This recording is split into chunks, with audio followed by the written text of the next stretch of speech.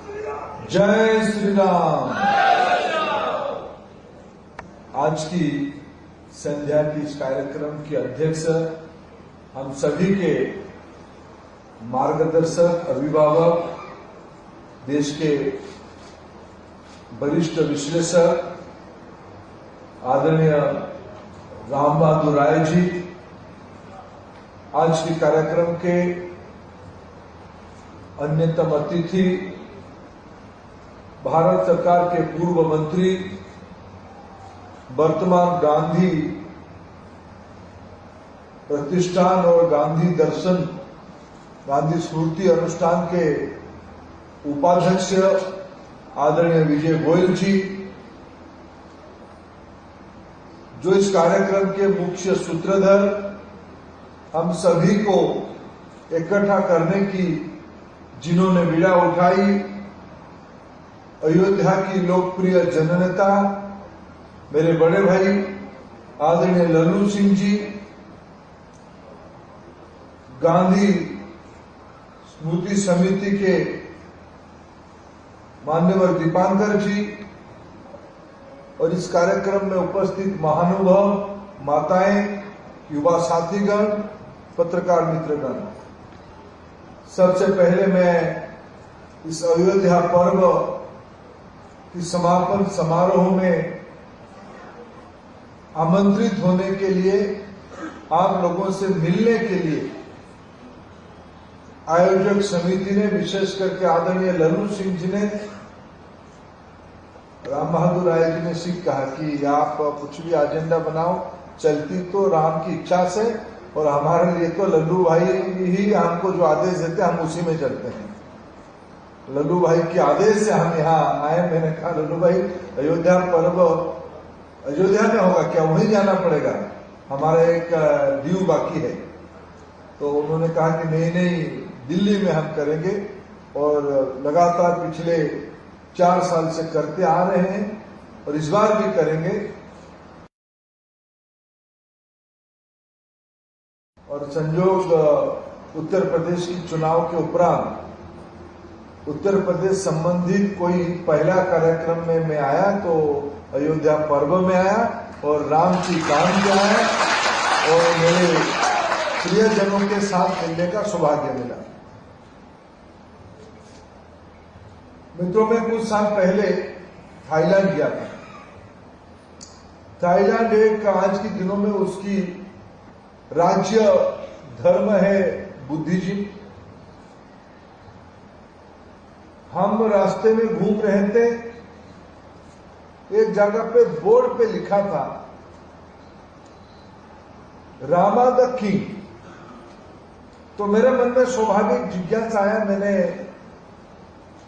Embassy के मेरे जो मित्र थे, मैं उनको पूछा ऐसे क्यों? उन्होंने कहा कि थाईलैंड में राजा की पर्यायवाची नाम है राम। राजा को, किंग को वहां राम कहा जाता है। यानी राम कोई व्यक्ति विशेष नहीं है, ये कोई नाम नहीं है, ये एक तत्व है, ये एक परंपरा है। फिर वहां की जो बुद्धिस्ट मोनेस्ट्री हम घूमे तो मेरे मन में था बुद्ध भी हमारी है। उनकी जो अभी हितोपदेश की बात हो रही थी, अच्छे दर्शन को सामान्य जन की लोक कथा की भाषा में समझाने की बातों को हितोपदेश कहा जाता है। जन जन जिसको अपने मन में बिठा पाए, समझ पाए। तो ऐसे बुद्धिज्म जब पहुंची वहां, बुद्धिज्म की जो मूल तत्व रहा, सत्य, अहिंसा, करुणा, प्रेम, ये सारे को वर्णन करते हुए वहां की जो बौद्ध प्रचारक गए होंगे, बुद्ध को समझाने के लिए उन्होंने क्या रास्ता अपनाया था, वो एक प्रदर्शनी नुमा उनकी मोनेस्ट्री में लगा था। उसको मैं देख रहा था, और वहां का जो बौद्ध व्यवस्था की प्रमुख थे, मेरे मन में फिर वहां जिज्ञासा आता तो रामायण की कहानी दिखा रहे हो मेरे को। प्रणाली तो है, बुद्ध तो ही है। दुनिया में बुद्ध को भी बुद्ध के अनुयायियों ने राम को समझाते हुए ही समझाया है, रामायण को समझाते हुए समझाया है। मैं हमारे मार्गदर्शक राय साहब ने मेरे को बड़ा जिम्मेवारी दिया और मेरे को एक प्रकार से आदेश दिया, ठीक से पढ़ो, शिक्षा मंत्री हो, भारत की जन जीवन को, भारत की सामूहिक शिक्षा प्रणाली को ठीक से अनुध्यान करो, पढ़ो। मित्रों, भारत की सामाजिक जीवन में राम के बारे में कोई कोर्स तो है नहीं। माने कुछ विद्यार्थी आगे बढ़ के फिजिक्स में अच्छा करते हैं, केमिस्ट्री में अच्छा करते हैं, लॉ में अच्छा करते हैं, सामाजिक विज्ञान में अच्छा करते हैं, पॉलिटिकल साइंस, हिस्ट्री, ये सब में अच्छा करते हैं, उनकी कोर्स है। एक निर्दिष्ट कक्षा से सामान्य पढ़ाई के उपरांत उसको विशेषज्ञता की ओर लिया जाता है। मैं बचपन से इतिहास और संस्कृति की अनुयायी रहा हूं, अनुरक्त रहा हूं, विद्यार्थी रहा हूं, और संयोग से आज भारत की शिक्षा व्यवस्था की जिम्मेवारी प्रधानमंत्री जी ने हमें दिया है। मैं अभी तक भारत की यूनिवर्सिटी, कॉलेजेस, स्कूल, इसके बाहर जो सामान्य जन रहता है, इसकी बाहर बहुत बड़ा तबका है जो स्कूल कॉलेज में आने की जिनकी नसीब में नहीं है, लेकिन उनको भी कभी हम कुछ पूछते हैं, कुछ गपशप करते हैं, वो अनर्गल कम से कम एक आधा घंटा रामायण के बारे में समझा सकता है, वनवास के बारे में समझा सकता है, सीता की समर्पण के बारे में समझा सकता है, लंका कांड के बारे में समझा सकता है, हनुमान की बल के बारे में समझा सकता है, हनुमान की गंधमार्दन पर्वत को उठा के ले जाने के बारे में समझा सकता है, विशल्य करने के बारे में समझा सकता है। मित्रों, इस सारे में भारत की जीवन व्यवस्था जुड़ी हुई है। व्यक्ति सुबह से उठ के ही राम राम कहता है, दुआ, सलाम, नमस्कार ये तो बाद में आई होगी। इस सभ्यता की शुरू में ही जो संस्कार, संबोधन, भाव की आदान प्रदान, इसलिए कहा गया अभी राय साहब के द्वारा कि हिंदी के विपरीत शब्द, मैं गैर हिंदी वाला हूं इसलिए कभी कभी मेरा शब्द संयोजना में त्रुटि हो जाती है। हिंदी से परे, विपरीत हिंदी से परे भी अवधी भाषा में कुछ भावार्थ है जो राम के बारे में सटीक वर्णन करता है। राम को अपने अपने तरीके से भारत की सभी इलाका में, भारत में कोई गांव नहीं रहेगा, दक्षिण से रामानुज से लेके उत्तर की राम प्रसाद तक, पश्चिम की रामजी भाई से लेके पूरब की रामचंद्र तक कोई गांव नहीं रहेगा जिसमें राम के नाम के 2, 5, 10 लोग नहीं होंगे, लक्ष्मण नहीं होंगे, सीता नहीं होंगे, हनुमान जी नहीं होंगे। अभी तो मैं पूरब में कभी हनुमान की इतनी प्रचलन नहीं होती थी। मैं अभी उड़ीसा जाके आया, मैं तो मेरे मन में बड़ा विश्वास जन्मा, मेरे मन में थोड़ा उत्साह भी भरा। अभी हनुमान जयंती समाप्त हुई है 2-4 दिन पहले। एक नया क्रांति जैसा पूरा भारत में आ गई है। हनुमान जी की मूर्ति, हनुमान जी की जन्मदिन पर शोभा यात्रा, और विशेष करके नौजवानों में, कोई संगठन उसके पीछे नहीं है,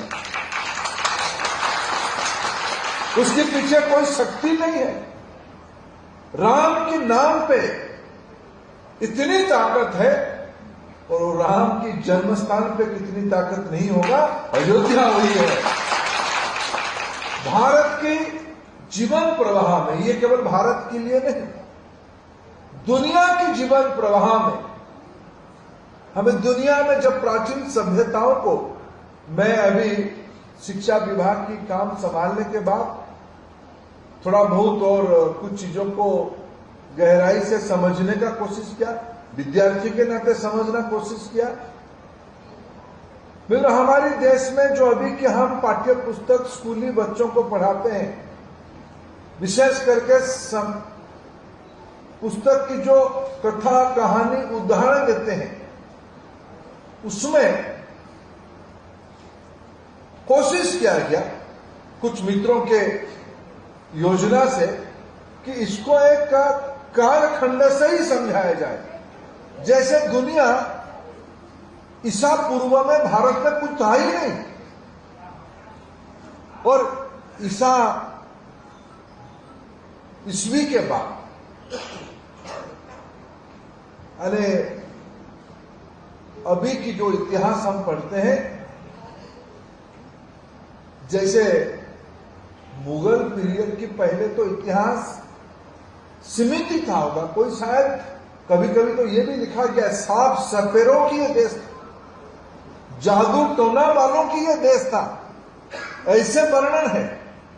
लेकिन मित्रों, आप थोड़ा कल्पना करिए, कोई भी सभ्यता जिसमें अभी भी आप रामायण को पढ़ो, हनुमान चालीसा को पढ़ो, गीता की भावार्थ को जीवन के साथ जोड़ने का कोशिश करो, या मर्यादा पुरुषोत्तम की चरित्र को अकेले में थोड़ा समीक्षा करो, वो आज भी कितना कॉन्टेम्पररी लगता है। ये जैसे अभी की घटना है, मेरे घर की घटना है, मेरे इलाका की घटना है, यही तो होता था, डिलेमा तो ऐसे ही आती है, आज भी लगता है। अब सोचिए कितना फ्यूचरिस्टिक, कितना जड़ से जुड़ी हुई, कितना व्यक्ति की अनुभवों की एक पिसाई से जो चीज निकला है, वही हमारी सभ्यता की रामायण और महाभारत है। ये सारे के इतिहास की अगर आयु हम गिनते हैं तो ये 5, 7, 8 हजार वर्षों तक जाती है। और आज की तथा कथित आधुनिक समय की विशेषज्ञों ने एक प्रश्न पूछते हैं कि उसकी वैज्ञानिक तथ्य क्या है। मैंने मेरे विभाग के कुछ मित्रों को ये काम दिया है, अपेक्षा रखा है, चलिए थोड़ा उसकी वैज्ञानिक तथ्य और प्रमाण की, ऐसे तो है ही, कोई चीजों को नया करना पड़ेगा ऐसा नहीं है, उसको थोड़ा बकायदा पटरी पे लाना पड़ेगा, उसकी विरासत को, हमारी विरासत को थोड़ा सामने लाना पड़ेगा। मित्रों, मैं इसको करते करते कभी सोच रहा था, शायद ये अकेले की व्यवस्थापन चलाने वाले सरकारों की काम नहीं है, हो भी नहीं सकता है। अगर सरकार कहीं कहीं दुनिया में सोचा है कि मैं समाज को ऐसे ही चलाऊंगा, वो सरकारें बदल गए हैं। सरकारें कभी समाज की गति को, समाज की चित्त को, समाज के मानस को नियंत्रित नहीं कर सकते हैं। कोई राजा नहीं कर पाया,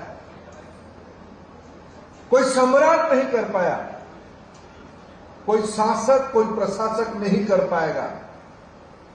मित्रों, समाज उसको निरंतर आगे बढ़ाना पड़ेगा। मैं इसलिए आज अयोध्या पर्व को राष्ट्रीय राजधानी दिल्ली में जो महासमारोह में आयोजन किया जा रहा है, और हमें अच्छा लगा, इस समारोह में न केवल खान पान सांस्कृतिक कार्यक्रम से जुड़ी हुई चीज था, उसमें रामचरित्र की, रामायण की, गांधी जी की, आज की देश की लोकप्रिय प्रधानमंत्री नरेंद्र मोदी जी की कामकाज को भी उसके साथ जोड़ा गया है। यही तो बुद्धिजीवी वर्गों की काम है। हमारे देश में कभी गणेशोत्सव तिलक जी ने पुणे में शुरू किया, इसके अर्थ कहीं नहीं होगी कि चलो कुछ नहीं हो रहा है, चलो गणपति जी का कुछ मूर्ति लगाए और उत्सव हो, लड्डू खाया जाए और फिर विसर्जन कर, ऐसा नहीं। विज्ञान को समाज में, समाज की आवश्यकता ही है। कुछ हमारे मूल्यों को समाज में एक तबका रहता है, उसको दक्यानुषी कहना, इसको पुरातनवादी कहना, उसको थोड़ा सीमित अर्थ में वो समझते, इसलिए समझते कि ऐसा ही चीज है। ऐसा नहीं होता है मित्रों। जो समाज जीवन और भारत, हम सब उस विषय में सहमत है। हम केवल सहमत नहीं है, दुनिया उसमें सहमत है। आज तो इस कोरोना की महामारी के उपरांत इसकी प्रासंगिकता और उसकी महत्व और बढ़ गई है। मित्रों, मैं एक बात अगर उल्लेख करूं, 2 साल पहले इन्हीं दिनों में अगर मैं 2020 अप्रैल महीने की एक समीक्षा करूं, इस देश में एक पीस की पीपी किट नहीं बनती थी। दुनिया के सारे देश प्लेन भेजे थे चाइना, अमेरिका जैसे देश। हमें तब आश्चर्य हुआ था कि अमेरिका में भी पीपी किट नहीं बनता है क्या। तब लगता था पीपी किट शायद ऐसा ही कुछ एक पोशाक होगा जिसको पहनने से सब ठीक हो जाएगा, तब धारणा इससे बनी थी।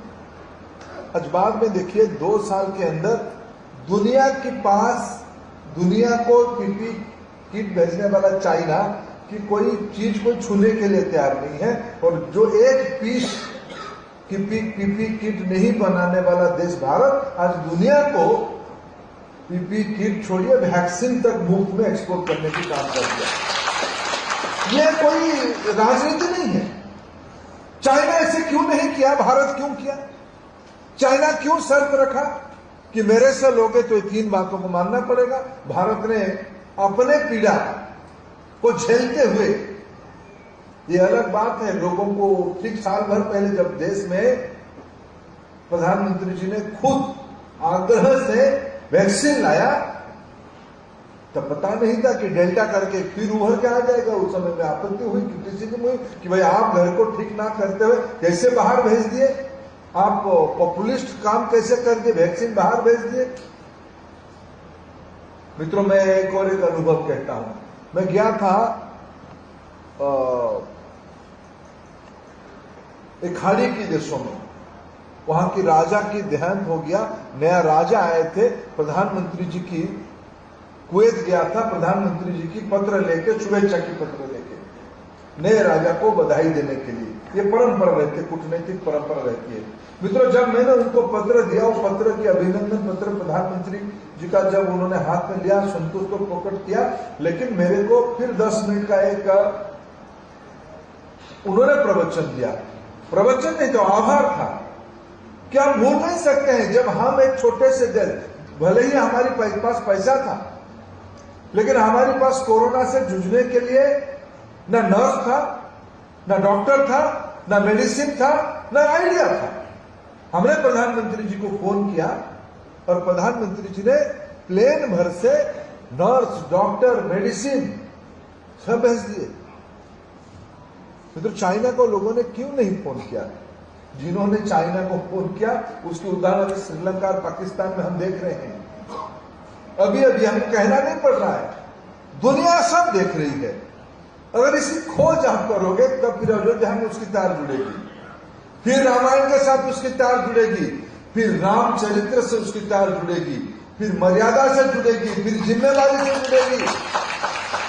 सदियों से इस देश को इकट्ठा करने की नाम है राम। इस देश को संस्कारित करना, मानक तय करना, शिक्षा देना। हम शिक्षा विभाग में जो काम नहीं कर पा रहे, राम की नाम देश को एकजुट करके राम राम से जुड़ देता है। यही है राम। और देखिए आज राम की नाम पे नया वातावरण देश में बना है।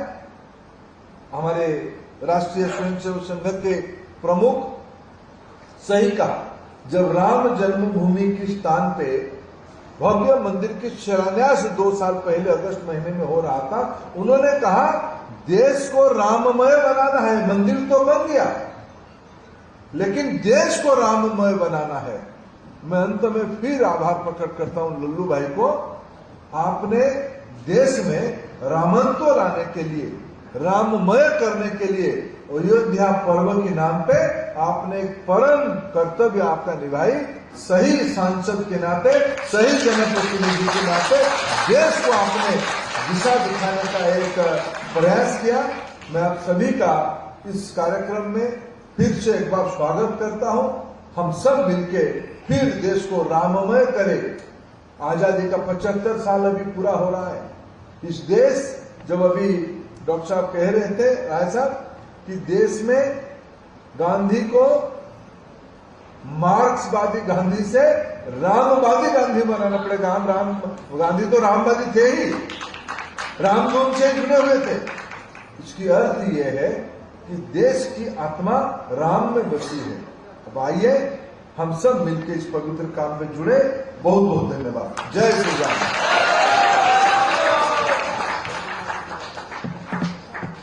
धन्यवाद आदरणीय मंत्री जी। नवमी भौम बार मधुमासा अवध पुरी चरित प्रकाशा। जब श्री राम